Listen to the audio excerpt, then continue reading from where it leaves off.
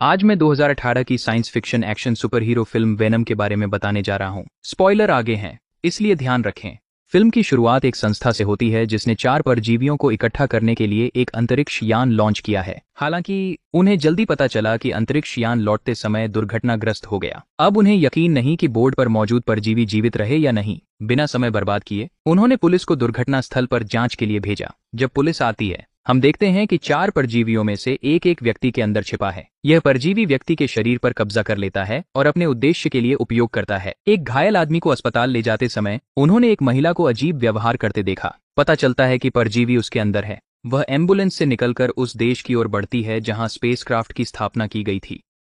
फिर दृश्य एक व्यक्ति एडी, एक समाचार रिपोर्टर पर बदलता है। उसकी कंपनी को गर्व है और उसकी मंगेतर उसी फाउंडेशन में काम करती है जिसने अंतरिक्ष यान भेजा। अगली सुबह एडी काम पर जाता है, जहां बॉस उसकी तारीफ करता है और कहता है कि वह अच्छा काम कर रहा है। वह एडी को बताता है कि आज उसका एक महत्वपूर्ण कार्य फाउंडेशन के सीईओ का इंटरव्यू लेना है। एडी को अंतरिक्ष यान और परजीवियों के बारे में पूछना चाहिए। उसका बॉस उसे इन विषयों पर भरोसा न रखने के लिए चेतावनी देता है, क्योंकि सीईओ अमीर और क्रूर है। अगर एडी रास्ता नहीं बदलता तो वह संकट में पड़ सकता है। एडी अपने बॉस को विश्वास दिलाता है कि वह इंटरव्यू अच्छे से संभालेगा और केवल सीईओ के आविष्कारों के बारे में पूछेगा। उस रात बाद एडी घर आता है और अपने मंगेतर का लैपटॉप उसके सामने खुला पाता है। वह उसका ईमेल चेक करता है और किसी का संदेश देखता है। वह ईमेल फाउंडेशन के किसी से था। इसने चेतावनी दी, ये नींव ठीक नहीं है, ये लोगों की जिंदगी बर्बाद कर रहा। वे आपका फायदा उठाएंगे, तुम्हें इससे दूर रहना चाहिए। ईमेल में फाउंडेशन के प्रयोगों के बारे में भी जानकारी थी।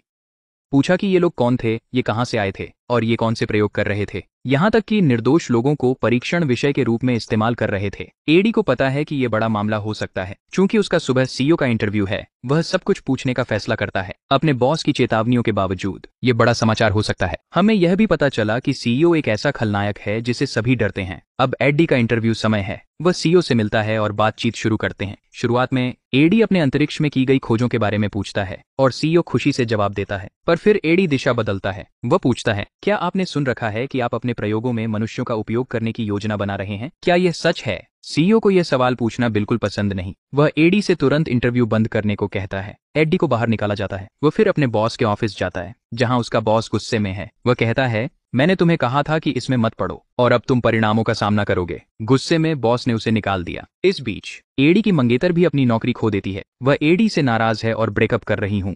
तुम स्मार्ट नहीं हो, हमने अपनी नौकरी खो दी क्योंकि तुमने ऐसा किया। वह संबंध तोड़ती है और चली जाती है। दृश्य रात में बदलता है। बारिश हो रही है। हम उस महिला को देख रहे हैं जिसमें परजीवी है, जो कुछ भी खा रही है। इस बीच वे देख सकते हैं कि कौन सा रूप परजीवी को मजबूत बनाता है। उन्होंने एक खरगोश को कांच के डिब्बे में रखा और उसके साथ एक पीला परजीवी रखा। उन्हें यह देखना था कि परजीवी ने खरगोश के साथ क्या किया। लैब के मालिक और एक कर्मचारी वहां प्रयोग का अवलोकन कर रहे थे। शुरुआत में ऐसा लग रहा था कि खरगोश और परजीवी एक साथ मिलकर मजबूत हो रहे हैं, लेकिन थोड़े समय बाद खरगोश मर गया और प्रयोग असफल रहा। एडी ने इसके बारे में समाचार से सीखा और पाया कि प्रयोगशाला के मालिक एक और अंतरिक्ष यान लॉन्च करने की योजना बना रहे थे। एडी को चिंता थी कि इससे और लोगों की जानें जा सकती हैं, ठीक पहले की तरह। रास्ते में उसने एक महिला से मिला जो उससे अखबार खरीदने को कहा। एडी ने अखबार खरीदा और फिर एक दुकान की ओर बढ़ गया। जब वह वहां था, एक डाकू आया और सामान चुराने लगा, लेकिन एडी ने शांति से भुगतान किया और चला गया। इस बीच प्रयोगशाला में मालिक और उसके चश्मा पहने सहायक अब परजीवी का परीक्षण एक मानव पर कर रहे थे, जानवर पर नहीं। दुर्भाग्यवश परजीवी मानव शरीर में जिंदा नहीं रह सका और इसने व्यक्ति की जान ले ली। सहायिका, जो देखकर परेशान थी, एडी के पास गई और उन्हें उनके फाउंडेशन की स्थिति के बारे में बताया। मदद मांगी, लेकिन एडी ने जवाब दिया कि उसने उस काम की लाइन छोड़ दी है और वो और नहीं लड़ना चाहता। उसने बताया कि मालिक एक उजासनी इंसान था जो जिंदगियां बर्बाद कर रहा था। मालिक को विश्वास था कि दुनिया जल्द खत्म होने वाली है और उसे बचाने के बजाय वह अंतरिक्ष में जीवित रहने का रास्ता ढूंढ रहा था। इसलिए उसने 4 अंतरिक्ष परजीवियों को वापस लाया। अद्भुत ताकतवर जीव। एक पहले ही भाग गया था और अब मालिक बाकी 3 पर प्रयोग कर रहा था, इनोसेंट लोगों को नुकसान पहुंचाते हुए। सहायक ने एडी से कार्रवाई की गुहार लगाई। उसे पता था कि शब्द कैसे फैलाना है। उसे चाहता था कि वह मालिक को स्थिति की रिपोर्ट करे, क्योंकि वह लोगों को दुखी नहीं देख सकती थी। एडी ने सहमति दी, कहा कि वह समझता और जल्द कार्रवाई करेगा। वह प्रयोगशाला में चुपके से गया और पता चला कि वे मानवों पर प्रयोग कर रहे थे। एडी ने सबूत के लिए तस्वीरें लेना शुरू किया। उसे एहसास हुआ कि जिस महिला से उसने अखबार खरीदा था वह भी थी और उसे अपराध बोध हुआ। उसे बचाने के लिए उसने कांच का दरवाजा तोड़ दिया, जिससे वह भाग गई। हालांकि वह पहले से ही एक परजीवी से जुड़ी थी। परजीवी ने उसे छोड़कर एडी में प्रवेश किया और उसके शरीर पर नियंत्रण कर लिया। गार्ड्स ने उसका पीछा किया, लेकिन एडी अब असामान्य रूप से तेज एक जंगल में भाग निकला, एक पेड़ पर कूदते हुए। यह स्पष्ट था कि परजीवी उसे प्रभावित कर रहा। गार्ड के जाने के बाद एडी घर लौटा, अजीब महसूस कर रहा था। उसने बहुत पानी पिया और जो मिला सब खा लिया। फिर भी वह भूखा महसूस कर रहा था। जल्द ही वह उल्टी करने लगा और बहुत बुरा लगा। जैसे जैसे उसका शरीर बदला, उसका चेहरा आकार बदलने लगा और यह परिवर्तन देख वह डर गया। गैरहाजिर और डरे हुए उसने मंगेतर को बुलाया,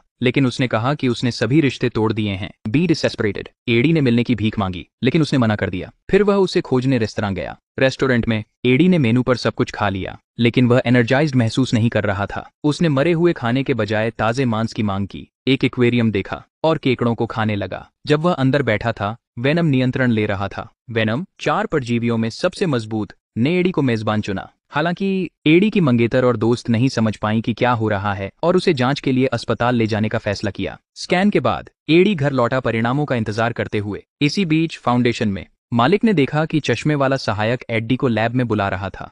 वह उसे स्थिति से परिचित कराने वाली थी। गुस्से में मालिक ने उसके प्रति एक परजीवी फेंका। एडी के अपार्टमेंट में वह अधिक आक्रामक होने लगा। पड़ोसी तेज म्यूजिक चला रहा था। एडी के कहने पर भी उसने अनसुना कर दिया। यह एडी के अंदर गुस्से की विषाक्तता को भड़काया। बस तभी मालिक के पास फाउंडेशन के गार्ड आए। वेनम ने एडी के शरीर पर नियंत्रण पा लिया और उसने गार्ड्स से लड़ना शुरू कर दिया। खुद की रक्षा करते हुए एडी अब मजबूत महसूस कर रहा था, लेकिन रक्षक पीछे हटने को तैयार नहीं थे। वह अपनी बाइक पर कूद गया और तेजी से चला गया। फाउंडेशन के मालिक ने ध्यान से देखा। एडी ने कहा कि यह कुछ समय पहले छोड़ गया था और अब कहीं और है, इसलिए उसने एडी के पीछे और गार्ड भेजे और दौड़ में एडी अपनी बाइक को गिरा दिया। एडी की हड्डियां टूट गई थीं, लेकिन फिर वेनम उसके भीतर से उभरा और एक काली सामग्री की सुरक्षा परत बनाई जिसने एडी की जान बचाई। बाद में वेनम ने पानी में चलते समय गार्ड्स पर हमला करना शुरू किया। एडी ने वेनम से पूछा कि वह उसके शरीर में क्यों आया। उनकी आश्चर्य के लिए वे बात कर सकते थे। वेनम ने बताया कि यह अंतरिक्ष से आया और एडी को उपयुक्त मेजबान चुना। वेनम ने एडी से मदद मांगी कि वह उसे स्पेस में लौटाए। एडी ने कंपनी के बुरे व्यवहार की तस्वीरें ली थीं और इसे साझा करने कार्यस्थल गई, लेकिन सहकर्मी ने उसे अंदर नहीं आने दिया। वेनम ने फिर एडी से कहा कि वह उसे अंदर जाने में मदद करेगा। वे एक खिड़की के माध्यम से अंदर आए और बॉस के कमरे में उतरे, जहां एडी ने एक नोट और सबूत छोड़ा। जल्द ही मालिक के गार्ड आ गए और उन पर गोलियां चलाने लगे। वेनम ने जल्दी से लौटकर एडी की रक्षा की। गार्ड्स को हराने के बाद वेनम एक को खाने ही वाला था जब एडी की पूर्व मंगेतर अंदर आई। वे पहले ही टूट चुके थे। एडी ने जल्दी ही अपनी मानव रूप में लौटकर उससे पूछा कि वह वहां क्या कर रही थी। उसने जवाब दिया कि उसे आराम करना था और उसे तुरंत उसके साथ आना चाहिए। वे अस्पताल गए, जहां दोस्त ने उसकी जांच की। अंत में उन्होंने एडी के शरीर से वेनम को सफलतापूर्वक हटा दिया। एडी पहले स्थान पर अपने शरीर पर नियंत्रण नहीं चाहता था। यह सुनकर वह हल्का और खुश था। फाउंडेशन के लोगों ने एडी को फिर से किडनैप कर लिया। उसे मालिक के सामने लाया गया और यह पता चला कि मालिक के अंदर भी एक परजीवी था, जो एक लड़की द्वारा मुंतकल हुआ था। मालिक ने एडी से मांग की कि वह उसे वह परजीवी दे जो उसके शरीर में था। एडी ने कहा कि यह कुछ समय पहले छोड़ गया था और अब कहीं और है, इसलिए उसे इसे ढूंढना चाहिए। मालिक ने एडी को चेतावनी दी कि उसे गुस्सा न करे, यह कहते हुए कि वह भी परजीवी में बदल सकता है। अचानक वह एक विशाल परजीवी में बदल गया। फिल्म में प्रमुख जीवों में से एक। एडी ने उसे धमकाने से मना किया, यह जोड़ते हुए कि मालिक अंततः नियंत्रण खो देगा। मालिक ने एडी की बातें नजरअंदाज की और जब एडी ने जवाब नहीं दिया तो उसने अपने गार्ड्स को एडी को बाहर फेंकने का आदेश दिया। तभी वेनम फिर से प्रकट हुआ, इस बार एडी की मंगेतर के शरीर में, और एडी को गार्ड से बचाया। वेनम फिर एडी के पास लौटा। उन्होंने सुलह की और वेनम ने बताया कि मालिक प्रयोग कर रहा था और एक अंतरिक्ष यान लॉन्च करने की योजना बना रहा था ताकि और परजीवी अंतरिक्ष से लाए जा सकें। वेनम ने एडी को चेतावनी दी कि अगर परजीवी पृथ्वी पर पहुंचे तो वे सब कुछ नष्ट कर देंगे और लोगों को खा जाएंगे। इस बीच मालिक एक और स्पेसक्राफ्ट लॉन्च करने की तैयारी कर रहा था। कामकाजी उसे चेतावनी दे रहे थे कि यह खतरनाक है क्योंकि परजीवी उसके खिलाफ थे और लोग उसके साथ नहीं थे। गुस्से में उसने सभी श्रमिकों को मार डाला और खुद ही अंतरिक्ष यान लॉन्च किया। वेनम सही समय पर आया और एक बड़ा लड़ाई छिड़ गई। वेनम नहीं चाहता था कि उसका मालिक उसकी दुनिया पर कब्जा करे या उन परेशानियों को लाए। इस बिंदु पर हमने मालिक को मजबूत होते देखा। उसने वेनम को हराया, जिसका मतलब था एडी को हराना, और वह यान में सवार हो गया। लेकिन वेनम को कैसे हराया जाए?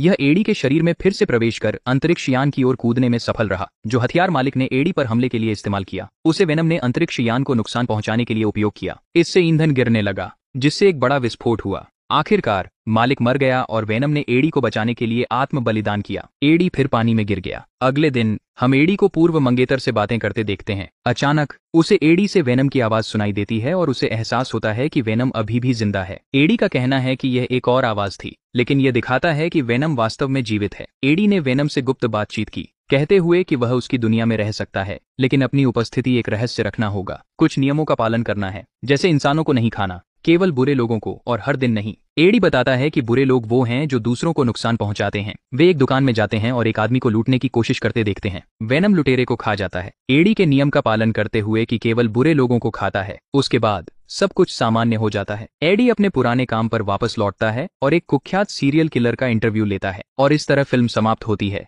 वीडियो को लाइक करें और चैनल को सब्सक्राइब करें ताकि आप हमारी मदद कर सकें।